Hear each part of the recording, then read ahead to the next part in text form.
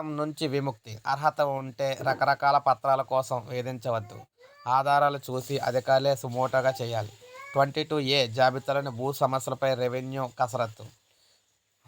సంస్కరణ దిశగా అడుగులు, త్వరలో మార్గదర్శకాలు. నిషేధ జాబితాలో చిక్కుకున్న ప్రైవేటు పట్టా భూములకు విముక్తి కలగనుంది. ఇక వైకాపా ప్రభుత్వ హయాంలో ప్రైవేట్ పట్టా భూములను నిషేధ జాబితాలో చేర్చారు. అందులోంచి తొలగించాలని రకరకాల పత్రాలు కావాలంటూ అధికారులు సతాయిస్తున్నారు. ఇకపై ఇలా 10 సార్లు తిప్పడానికి, అర్జీలు తిరస్కరించడానికి వీలుండదు. వైకాపా ప్రభుత్వ హయాంలో రీసర్వే సమయంలో సర్వీస్ ఈనాం లేదా ఈనాం భూములు 22A జాబితాలో చేర్చి ఉంటే వాటిని వెంటనే నిషేధ జాబితా నుంచి తొలగించాలని కూటమి ప్రభుత్వం నిర్ణయించింది.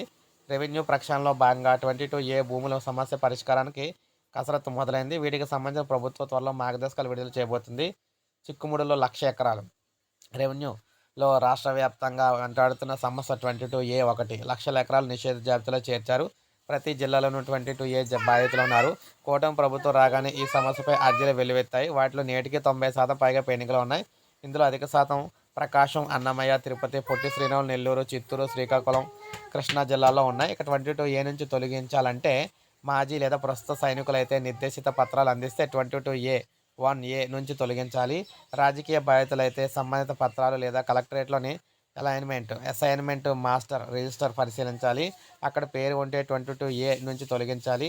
స్వాతంత్ర సమరయోధులైతే నిర్దేశిత పత్రాలు లేదా కలెక్టరేట్లోని స్వాతంత్ర సమరయోధుల మాస్టర్ రిజిస్టర్ ఆఫ్ అసైన్మెంట్ చూడాలి. అక్కడ రికార్డులు ఉంటే వెంటనే నిషేధ జాబితాను తొలగించాలి. ఇక 1954 జూన్ 18 కంటే ముందు భూమి కేటాయించినట్లు రుజువులు ఉంటే వాటిని కూడా తొలగించాలి. ఇక ఈనాం భూములు అయితే సుమోటోగా తొలగించాల్సిందే.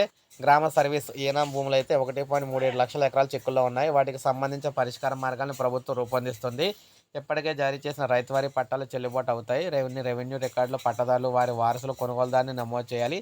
రీసర్వే రికార్డులను పొందుపరచాలి. ఇక 2013 చట్టం కంటే ముందు రైతువారీగా మారిన పట్టా భూముల్ని 310 జీవో ద్వారా తిరిగి రైతువారీగా పునరుద్ధరించారు. వాటిని మరోసారి 22A జాబితాలో చేర్చకూడదు. రీసర్వే సమయంలో సర్వీస్ ఏనాం భూమిని 22A జాబితాలో చేరిస్తే అధికారులే స్వచ్ఛందంగా వాటిని తొలగించాలి. 2023 జూలై 19న జారీ చేసిన 310 జీవోలో నిర్ణయించిన విధంగా నడుచుకోవాల్సిందే.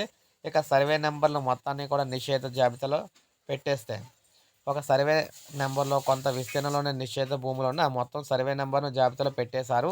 ఇలాంటి పరిస్థితి వెంటనే సరిదిద్దాలి. అవసరమైన చోట వెంటనే సబ్ డివిజన్ చేయాలి. నిషేధ భూమి ఎంత ఉందో ఆ సబ్ డివిజన్ విస్తీర్ణం వరకే జాబితాలో ఉంచాలి.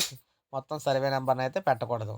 సైనికులు, రాజకీయ బాధితులు, స్వాతంత్ర సమరయోధులు అయితే, మాజీ సైనికులు, ప్రస్తుతం పనిచేస్తున్న సైనికులు కేటాయించిన భూములు అయితే అసైన్మెంట్ రిజిస్టర్ అయితే ఇక్కడ రిజిస్టర్ పట్టాలి. భూమి కేటాయింపు కోసం జిల్లా సైనిక సంక్షేమాధికారి చేసిన సిఫార్సులు రిజిస్టరు, పాత రెవెన్యూ రికార్డులు 10(1) రిజిస్టరు, అడంగల్స్, ఎస్ఎఫ్ఈ తదితరాలు అయితే ఉండాలి.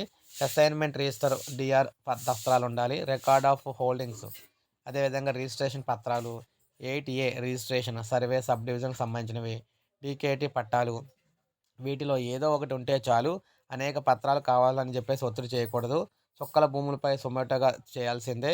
ప్రభుత్వ ఉత్తర్వులు లేదా కలెక్టర్ ఆదేశాల ద్వారా చుక్కల భూములు నిషేధ జాబితా నుంచి తొలగించి ఉంటే అలాంటి వాటిని మళ్ళీ 22A జాబితాలో చేర్చకూడదు.